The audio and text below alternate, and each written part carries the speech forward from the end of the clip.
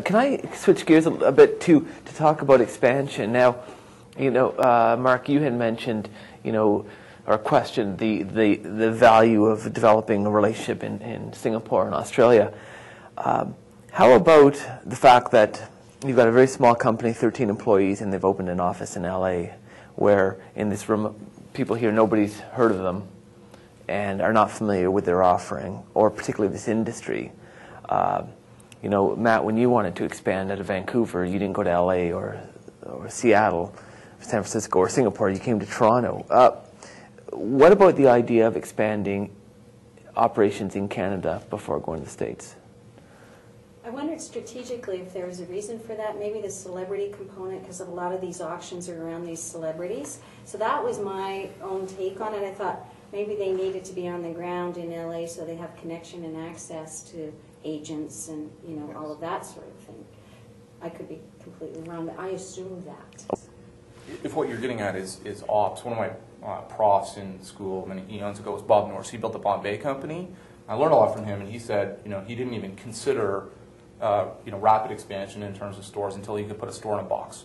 Literally, you could put a store in a box, put it on the back of a truck, and drive it somewhere else. That's when he was really ready to go. And I think what a lot of us are hinting at is we don't see documented systems, processes, rigor here that points at readiness for that type of on-the-go expansion. Anything to add, Tom? Yeah, you're all wrong. Excellent. Again?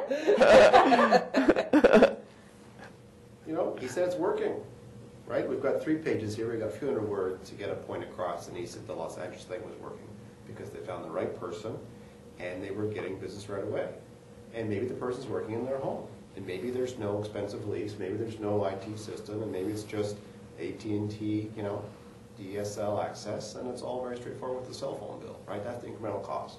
And maybe this is an industry where people work for $20,000 a year and not $120,000 a year, which if it was a software company, you'd have to pay someone to quit their job and come over. So, I think the Dell point is a great one. If you think Dell's brand should be leveraged, and let's take Dell's advice, which is make your mistakes now because you can. And this is a perfect example where a CEO can take a stab at a market if the goal is, I think you're right, to have concluded, is to try and find some stars who will, give it 2 thumbs up to Perez Hilton, and that will then create an automatic interest. He's the new Oprah after all. Then that'll work. And if it doesn't work, well then, no skin off anyone's nose. So I think that it may well work, and if not, the downside is not clear to me. It's not a business-breaking decision.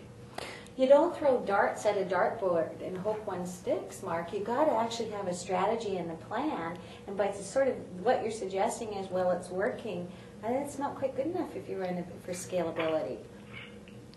The internet already provides the scalability business. eBay is already everywhere, so it's not like you need to worry about the back end. The front end is people and them getting relationships with the content, which is the Harley-Davidsons and BMWs, and the night with David Beckham for dinner, if that's what they're trying to get, and then the charities who are going to benefit, right? Well, you need new product if you're going to be able to make the charities dazzled and get those 3 exclusive relationships, and without, the product, you're not going to be able to get a meeting at a certain charity, otherwise is very well taken care of. So, I'm not suggesting it's a dart, and I don't think we have enough information to know that it wasn't a well thought out, opportunity. I think what I would like to add to this is that let's say that person in Los Angeles is effectively a business development or salesperson, and that person, I agree, could be working out of their home. I think that's probably a good investment.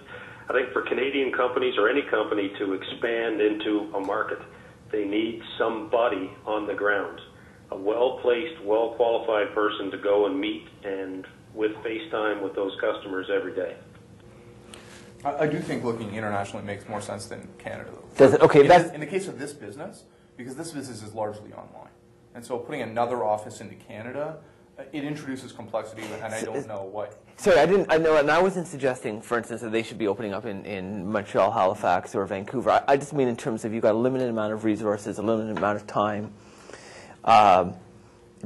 should you really be focusing on geographic expansion, or should you be looking at, and I'm thinking Auctionwire or any small business, in terms of making sure we've got our house in order here? No, absolutely, you get the house in order first. To everyone's point, I completely agree with that. But if we are making a call on where to go next, the U.S. to me absolutely makes sense. I made the same assumption that Matt did. I wouldn't recommend this for any other business, but for this business, when it comes to charitable, the charitable road is going glamorous. Like it or not, that is what is winning in this game. And I thought, if they do want to go international and expand, piggybacking on the celebrity sort of mentality, crossover celebrities, Beckham came to mind, Aishwarya Rai came to mind because she crosses over cultures. If you could ever get someone like that on board, suddenly you do have a brand, and you do have someone that's recognizable in different countries. That doesn't make you operationally sound anywhere else, but it does give you a little bit of visibility once you decide to go ahead and attack that country, wherever that may be.